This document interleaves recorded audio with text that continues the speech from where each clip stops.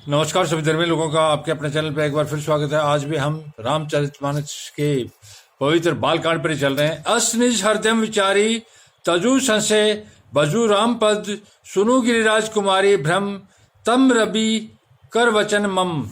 अपने हृदय में ऐसा विचार कर संदेह छोड़ दो और श्री रामचंद्र जी के चरणों को भेजो। हे पार्वती, भ्रम रूपी अंधकार के नाश करने के लिए सूर्य की किरणों के समान मेरे वचनों को सुनो। जो आज भी अज्ञान रूपी अंधकार का नाश करना चाहता है वो भगवान श्री शिव के वचनों को सुने। सगुण और निर्गुण में कुछ भी भेद नहीं। सगुण और निर्गुण में अर्थात जो दिखाई दे रहा है और जो दिखाई नहीं दे रहा है उसमें कोई फर्क नहीं है। मुनि, पुराण, पंडित और वेद सभी ऐसा कहते हैं।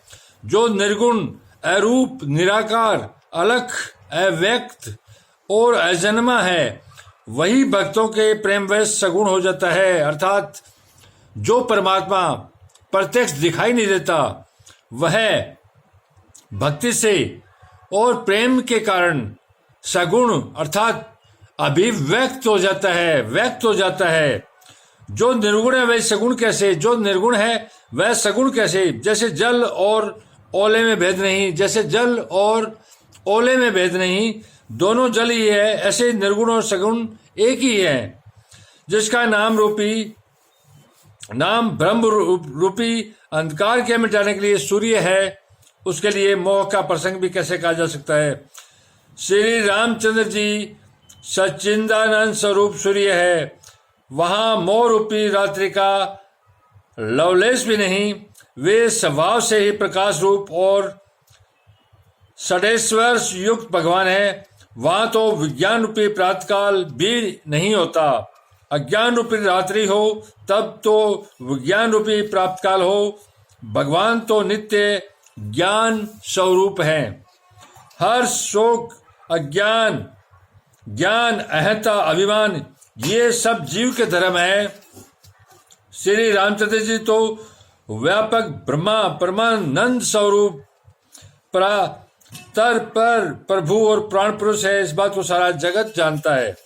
जो प्राण पुरुष प्रसिद्ध है, प्रकाश के भंडार हैं, सब रूपों में प्रकट है, जीव माया और जगत के स्वामी हैं, वे ही रघुकुल मणि श्री रामचंद्र जी मेरे स्वामी हैं। ऐसा कहकर शिव जी ने उनको मस्तक नवाया। अज्ञानी मनुष्य अपने भ्रम को तो समझते नहीं और वे मूर्ख प्रभु श्री रामचंद्र जी पे उसका आरोप करते हैं। जैसे आकाश में बादलों का पर्दा देखकर कुविचारी अज्ञान लोग कहते हैं कि बादलों ने सूर्य को ढक लिया। जो मनुष्य आंख में उंगली लगाकर देखता है उसके लिए तो दो चंद्रमा प्रत्यक्ष है। हे पार्वती, श्री रामचंद्र जी के विषय में इस प्रकार मोह की कल्पना करना वैसा ही है जैसा आकाश में अंधकार, धुएं और धूल का सोना दिखना। आकाश जैसे निर्मल और निर्लेप है, उसको कोई मलिन या स्पर्श नहीं कर सकता। इसी प्रकार भगवान श्री रामचंद्र जी नित्य, निर्मल और निर्लेप है, अर्थात उनको कोई छू नहीं सकता। क्या आकाश को कोई छू सकता है? विषय, इंद्रियों के देवता और जीवात्मा ये सब एक की सहायता से एक चेतन होते हैं। अर्थात विषयों का प्रकाश इंद्रियों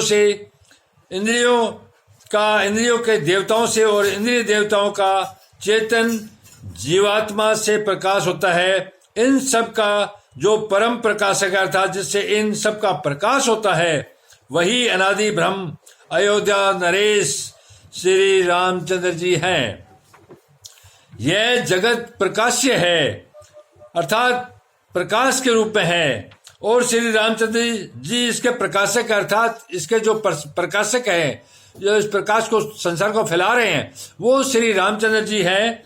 वे माया के स्वामी और ज्ञान तथा गुणों के धाम हैं, जिनकी सत्ता से मोह की सहायता पाकर जड़ माया भी सत्य सी भाषित होती है।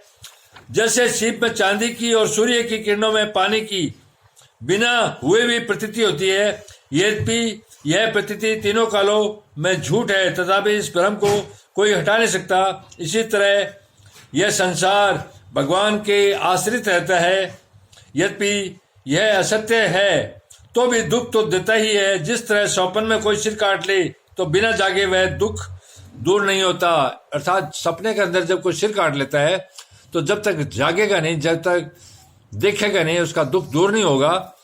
हे पार्वती, जिनकी कृपा से इस प्रकार भ्रम मिट जाता है वही कृपालु श्री रघुनाथ जी है, जिनका आदि और अंत किसी ने नहीं जान पाया। वेदों ने अपनी बुद्धि से अनुमान करके इस प्रकार नीचे लिखे अनुसार गाया है। वह ब्रह्म बिना ही पैर के चलता है, अर्थात वह परमात्मा बिना पैर के चलता है, बिना ही कान के सुनता है, बिना ही हाथ के नाना प्रकार के काम करता है, बिना मुंह जीव के सारे इच्छाओं रसों का आनंद लेता है और बिना ही वाणी के बहुत योग्य वक्ता है। बिना वाणी के वह है जो कुछ कहना है वो बहुत योग्य वक्ता है, अर्थात बोलने वाला है। वह बिना ही शरीर त्वचा के स्पर्श करता है, उसका कोई शरीर नहीं है लेकिन वह त्वचा के अर्थात चमड़ी को स्पर्श करता है, बिना ही आंखों के देखता है और बिना ही नाक के सब गंधों को ग्रहण करता है, बिना नाक के ही सब गंधों को ग्रहण करता सुनता है। उस ब्रह्म की करनी सभी प्रकार से ऐसी अलौकिक है कि जिसकी महिमा कहीं नहीं जा सकती, जिसका वेद और पंडित इस प्रकार वर्णन करते हैं और मुनि जिसका ध्यान रखते हैं, वही दशरथ नंदन भक्तों के हितकारी अयोध्या के स्वामी भगवान श्री रामचंद्र जी हैं। हे पार्वती, जिनके नाम के बल से काशी में मरते हुए प्राणी को देखकर मैं उसे राम मंत्र देखकर शोक रहित कर देता हूँ, मुक्त कर देता हूँ, वही मेरे प्रभु रघु श्रेष्ठ श्री रामचंद्र जी जड़ चेतन के स्वामी, सबके हृदय के भीतर के जानने वाले हैं। विवश होकर बिना इच्छा के भी जिनका नाम लेने से मनुष्यों के अनेक जन्मों के किए हुए पाप जल जाते हैं, फिर जो मनुष्य आदरपूर्वक उनका स्मरण करते हैं वे तो संसार रूपी दस्तूर समुद्र को गाय के खुर के बने हुए गड्ढे के समान अर्थात बिना किसी परिश्रम के पार भी कर जाते हैं। हे पार्वती, वही परमात्मा श्री रामचंद्र जी हैं, उनमें भ्रम देखने में आता है। तुम्हारा ऐसा कहना अत्यंत ही अनुचित है। इस प्रकार संदेह मन में लाते ही मनुष्य के ज्ञान वैराग्य आदि सारे सद्गुण भी नष्ट हो जाते हैं। धन्यवाद। आप लोग इसी प्रकार अपने चैनल पर बने रहिए। मैं